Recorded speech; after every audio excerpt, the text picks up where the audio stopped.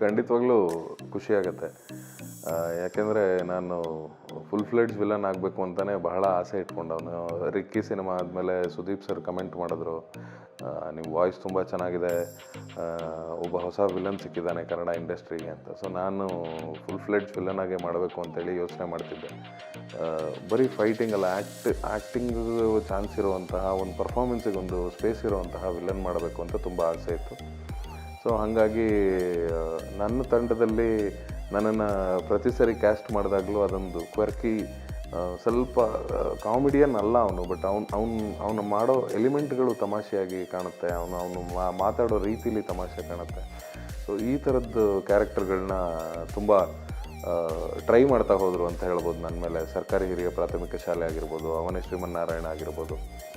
ಅದನ್ನು ಬಿಟ್ಟು ನಾನು ಹೊರಗಡೆ ತುಂಬ ಟೀಮ್ಗಳ ಜೊತೆ ವರ್ಕ್ ಮಾಡಿದ್ದೀನಿ. ಸುಮಾರು ಜನ ಹೇಳ್ತಾರೆ ಶೆಟ್ರ್ ಜೊತೆ ಮಾತ್ರ ವರ್ಕ್ ಮಾಡ್ತೀರಂತಿಲ್ಲ, ತುಂಬ ಟೀಮ್ ಜೊತೆ ವರ್ಕ್ ಮಾಡಿದ್ದೀನಿ. ಅಲ್ಲೂ ಕೂಡ ನಾನು ಫುಲ್ ಫ್ಲೆಡ್ಜ್ ವಿಲನಿಷ್ ಕ್ಯಾರೆಕ್ಟರ್ನ ಎಲ್ಲೂ ಪ್ಲೇ ಮಾಡೋಕ್ಕೆ ಸಿಗಲಿಲ್ಲ.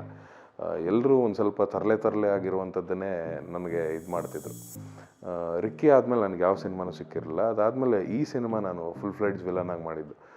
100% ಖುಷಿಯಾಗಿದ್ದೀನಿ. ಯಾಕೆಂದರೆ ನಿಮ್ಗೆ ಆ ವಿಲನಿಷ್ ಆ್ಯಟಿಟ್ಯೂಡ್ ಒಂದು ಕ್ಯಾರಿ ಮಾಡೋವಂಥ ಆಪ್ಷನ್ ಸಿಕ್ತು. ಹಾಗೆ ನನಗೆ ಕಂಪ್ಲೀಟ್ ಎಟೈರ್ನ ಚೇಂಜ್ ಮಾಡಿಸಿದ್ರು ಈ ಸರಿ ನಮ್ಮ ಡೈರೆಕ್ಟ್ರು. ನಿಮ್ಮ ಲುಕ್ ಒಂಥರ ಡಿಫ್ರೆಂಟಾಗಿ ಕಾಣಬೇಕು ಸರ್ ಅಂಥೇಳಿ. ತುಂಬ ಮಾತುಗಳಿಲ್ಲ, ಲೆಂತಿ ಡೈಲಾಗ್ಸ್ ಇಲ್ಲ. ಇರುವಷ್ಟು ಡೈಲಾಗ್ಗಳಲ್ಲಿ ಅವನ ಕ್ರೌರ್ಯತೆಯನ್ನು ಎಷ್ಟು ಮಟ್ಟಿಗೆ ಪೋರ್ಟ್ರೇ ಮಾಡಬೇಕು, ಅವನ ಎಕ್ಸ್ಪ್ರೆಷನ್ಸಲ್ಲಿ ಅವನ ಕ್ರೌರ್ಯತೆನ ಹೆಂಗೆ ತೋರಿಸ್ಬೇಕು, ಎಕ್ಸ್ಪೆಷಲಿ ಬರೀ ಕಣ್ಣಲ್ಲಿ ಕ್ರೌರ್ಯತೆನ ಹೆಂಗೆ ತೋರಿಸ್ಬೇಕು, ನಾನು ಅದನ್ನು ಎಕ್ಸ್ಪ್ಲೋರ್ ಮಾಡಬೇಕು ಸರ್ ಅಂತ ನಮ್ಮ ನಿರ್ದೇಶಕರು ಕೇಳಿದಾಗ ಅದ್ರ ಪ್ರಕಾರವಾಗಿ ಈ ಸಿನಿಮಾನ ಮಾಡಿದ್ದೀನಿ. ಬಹಳ ಖುಷಿಯಾಗಿದ್ದೇನೆ ಅದ್ರ ಬಗ್ಗೆ.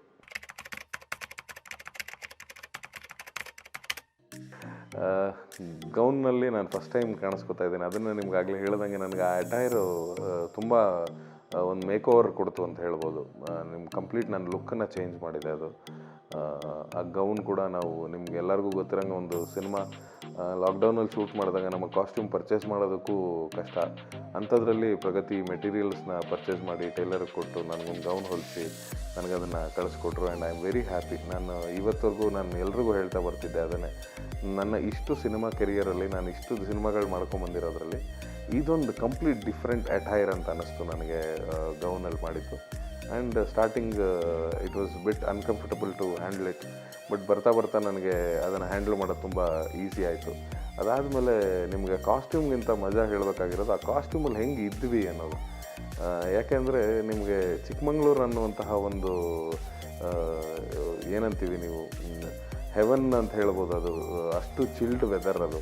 ಅಲ್ಲಿ ನಮಗೆ ಬೆಳಗ್ಗೆಯಿಂದ ರಾತ್ರಿ ತನಕ ಬರೀ ಒಂದು ಗೌನಲ್ಲಿ ಇರಬೇಕು ಅಂದರೆ ಅದರ ಹಿಂಸೆ ಅನುಭವಿಸ್ದವನಿಗೆ ಗೊತ್ತು.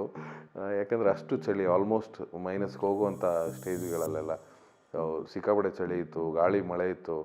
ಸೊ ಆ ಪರಿಸ್ಥಿತಿಲೂ ಕೂಡ ನಾನು ಆ ಗೌನ್ನ ಕ್ಯಾರಿ ಮಾಡಿದ್ದೀನಿ. And I hope you all love it. ಯಾಕಂದರೆ ಆ ಥರದ ಅಟೈರ್ ನಾನು ಫಸ್ಟ್ ಟೈಮ್ ಕಾಣಿಸ್ಕೊತಾ ಇದ್ದೀನಿ.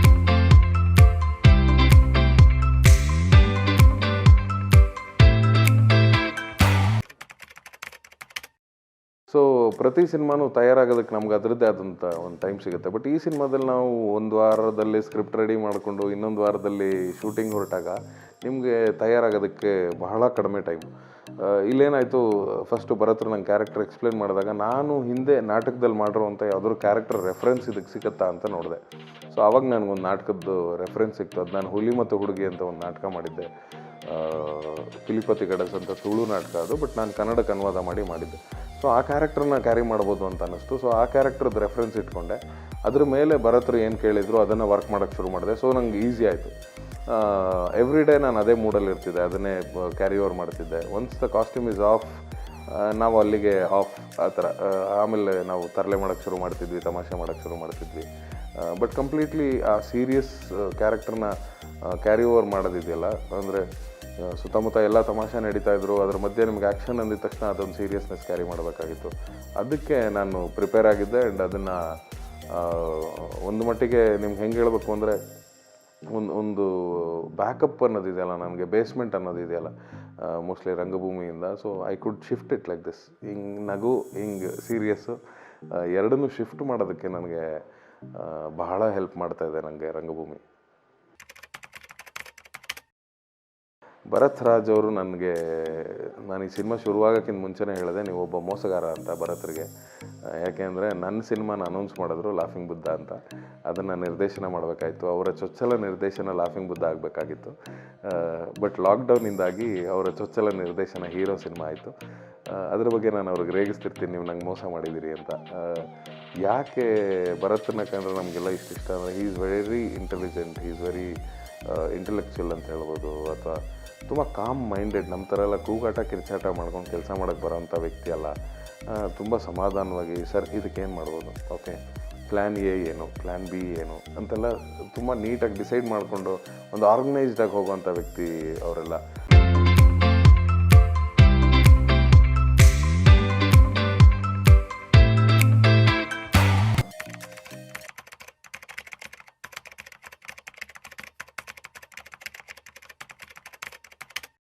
ಬಹಳಷ್ಟು ರೋಚಕದ ಅನುಭವಗಳಿದೆ. ಯಾಕಂದರೆ ಕಂಪ್ಲೀಟ್ ಇಡೀ ಸಿನಿಮಾ ಮಾಡಿದ್ದೆ ಚಾಲೆಂಜಸ್ ಜೊತೆ. ಫಸ್ಟ್ ಆಫ್ ಆಲ್ ನಾವು ಇಲ್ಲಿಂದ ಹೊರಟಿದ್ದೆ ಒಂದು ಚಾಲೆಂಜು, ಕೋವಿಡ್ ಅಂತ ಒಂದು ಟೈಮಲ್ಲಿ. ಅದಕ್ಕೆ ನಮ್ಮ ಮನೆಯವರು ಎಲ್ಲ ಒಪ್ಕೊಂಡಿದ್ದು ಅದೊಂದು ದೊಡ್ಡ ಚಾಲೆಂಜು.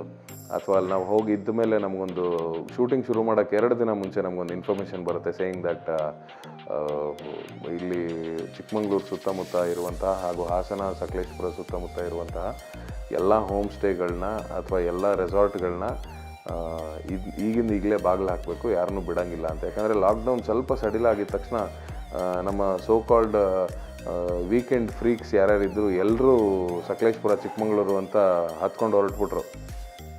ಸೊ ಹಂಗೆ ಹತ್ಕೊಂಡು ಹೊರಟಾಗ ಆಬ್ವಿಯಸ್ಲಿ ಬೇರೆ ಬೇರೆ ಊರುಗಳವ್ರಿಗೆ ಗಾಬರಿ ಆಗುತ್ತೆ, ಹೆದರಿಕೆ ಆಗುತ್ತೆ. ಸೊ ಹಂಗೆ ಹೆದರ್ಕೊಂಡಾಗ ಅವ್ರು ಏನು ಮಾಡಿದ್ರು, ಕಂಪ್ಲೀಟ್ ಡಿ ಸಿ ಕಂಪ್ಲೀಟಾಗಿ ಸ್ಟಾಪೇ ಮಾಡಿಬಿಟ್ರು. ನೀವು ಯಾರೂ ಹೋಮ್ ಸ್ಟೇ ಮತ್ತು ರೆಸಾರ್ಟ್ಗಳನ್ನ ಓಪನ್ ಮಾಡೋಂಗಿಲ್ಲ ಅಂತ. ಆವಾಗ ನಾವಿದ್ದಂಥ ಜಾಗನೂ ಕೂಡ ಅವರು ಅದನ್ನೊಂದು ಹೋಮ್ ಸ್ಟೇ ಥರ ಮಾಡ್ಕೊಂಡಿದ್ರು. ಹಂಗಾಗಿ ಅವ್ರಿಗೂ ಆರ್ಡರ್ಸ್ ಬಂತು. ಸೊ ಅಲ್ಲಿಗೆ ನಾವು ಡಿ ಸಿಗೆ ಮಾತಾಡಿ ಅವ್ರ ಹತ್ರ ರಿಕ್ವೆಸ್ಟ್ ಮಾಡಿ, ನಾವು ಈ ಗೇಟ್ ಬಿಟ್ಟು ಆಚೆ ಹೋಗಲ್ಲ ಸರ್ ಅಂತ ಹೇಳಿ. ಅದಾದಮೇಲೆ ಅವ್ರು ಹೇಳಿದ್ರು, ಓಕೆ ಇದು ಶೂಟಿಂಗ್ ಪರ್ಪಸ್ ಆಗಿರೋದ್ರಿಂದ ಬಿಡ್ತಾ ಇದ್ದೀನಿ, ನೀವು ಬರೀ ಸ್ಟೇಯಿಂಗು ಅಥವಾ ಆ ಥರದ್ದೇನಾದ್ರು ಮಜಾ ಮಾಡೋಕ್ಕೆ ಬಂದಿದ್ದವ್ರಿಗೆ ನಾವು ಖಾಲಿ ಮಾಡೋಕ್ಕೆ ಹೇಳ್ತಾ ಇದ್ದೀವಿ. ಸೊ ನೀವು ಇರ್ಬೋದು, ಬಟ್ ತುಂಬ ಹುಷಾರಾಗಿರಿ, ಯಾಕಂದ್ರೆ ನೀವು ಹೊರಗಡೆಯಿಂದ ಬಂದಿದ್ದೀರಾ, ಊರಿನವ್ರು ತುಂಬ ಹೆದರ್ತಾರೆ. ಸೊ ನೀವು ಇಲ್ಲಿಂದ ಆಚೆ ಹೋಗಬೇಡಿ ಅಂತ. ನಾವು ಇಡೀ 50 ದಿನ 180 ಎಕರೆ ಕಾಂಪೌಂಡ್ ಒಳಗೆ ಇದ್ವಿ.